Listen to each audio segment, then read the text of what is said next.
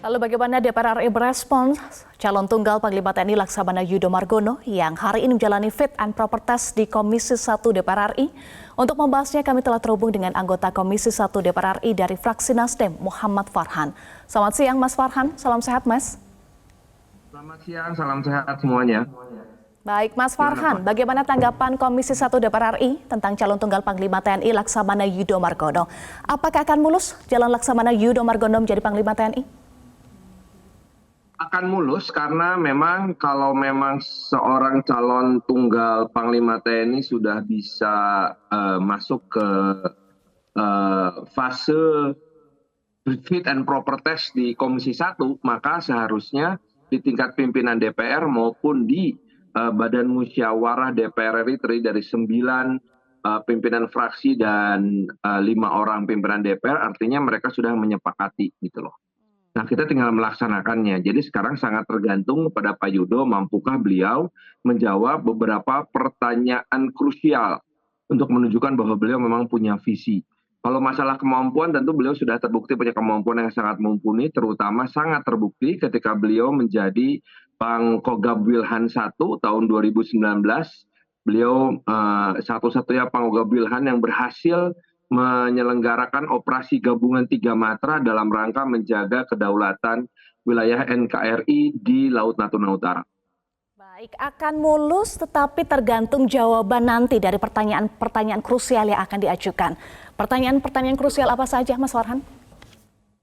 Nomor 1 adalah bagaimana Pak Yudo Margono sebagai calon Panglima TNI nanti memiliki visi untuk melanjutkan secara berkesinambungan program pembinaan personel TNI agar tetap netral, profesional, dan sejahtera. Karena isu penegakan hukum terhadap personel TNI, isu tentang peningkatan uang makan harian prajurit, kemudian juga penyediaan rumah untuk prajurit, serta penjaminan kesejahteraan prajurit yang sudah pensiun menjadi sangat penting bagi TNI agar tetap bisa menjaga loyalitas tunggal TNI kepada NKRI dan Panglima tertinggi.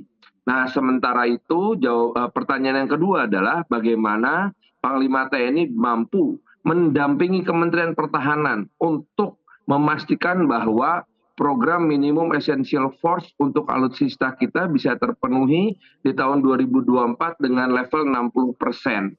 Itu tentu sangat tidak mudah karena salah satu hal yang juga sempat diangkat oleh Menteri Pertahanan adalah saat sekarang Menteri Pertahanan sedang melakukan negosiasi untuk membeli 1 buah fregat dari Prancis yang sama kelasnya dengan fregat dari Rusia yang ternyata ditenggelamkan oleh 2 torpedo milik Ukraina, membuat kita menjadi bertanya-tanya apakah memang perlu membeli fregat tersebut, apalagi ternyata PT PAL Surabaya sudah menunjukkan bahwa dengan biaya untuk membeli fregat tersebut, PT PAL mampu membuat paling tidak 20 unit kapal selam kecil dengan disenjatai 2 torpedo yang sekali tembak langsung bisa menenggelamkan fregat tersebut. Dan tentu 20 kapal selam harusnya bisa menjaga perairan di Indonesia, terutama Alki. Karena Alki ini adalah salah satu kunci penting bagi kita, satu, menjaga keutuhan wilayah dan kedaulatan kita, tetapi juga terbuka terhadap lalu lintas pelayaran internasional, baik itu untuk sipil maupun non-sipil. Dan yang ketiga terakhir tentunya adalah bagaimana nanti Pak Yudo Margono akan mampu mempersiapkan penggantinya. Karena siapapun pengganti Pak Yudo Margono nanti adalah seorang Panglima TNI yang harus selama 12 bulan ke depan ini dididik betul-betul sehingga tetap bisa menjaga netralitas dan profesionalitas TNI di pemilu 2024. Pendalaman isu-isu krusial, isu-isu strategis ini akan terbuka atau tertutup? Sayangnya tertutup, terutama tentu adalah salah satu yang juga akan ditanyakan nanti mengenai bagaimana Pak Yudo Margono menyikapi masalah semakin aktifnya Angkatan Laut dan Coast Guard serta nelayan dari Tiongkok dan Vietnam beroperasi di Laut Cina Selatan sampai menyentuh Laut Natuna Utara, dan juga bagaimana sikap TNI terhadap penanganan masalah keamanan di Papua yang walaupun menurut Pak Andika harus kita hadapi sebagai sebuah masalah jangka panjang, artinya harus ada konsistensi yang kuat dari Pak Yudo Margono. Oke, tadi Mas Farhan sempat singgung soal masa jabatan ya. Ini masa jabatan bisa dibilang singkat karena kurang dari 1 tahun. Nah, visi misi apa yang diharapkan bisa dipaparkan oleh Laksamana Yudo Margono dengan kondisi tantangan masa jabatan hanya kurang dari 1 tahun? Minimal masalah kesejahteraan prajurit dan keberlangsungan atau kontinuitas dari pemenuhan minimum essential force untuk alutsista kita sampai 2024. Minimum gitu. 2. Baik. Baik, Mas Farhan. Baik. Ya. Lalu kalau tadi Anda sampaikan jika Jalan Laksamana Yudo Margono ini kemungkinan besar akan mulus, lalu proses berikutnya apa saja?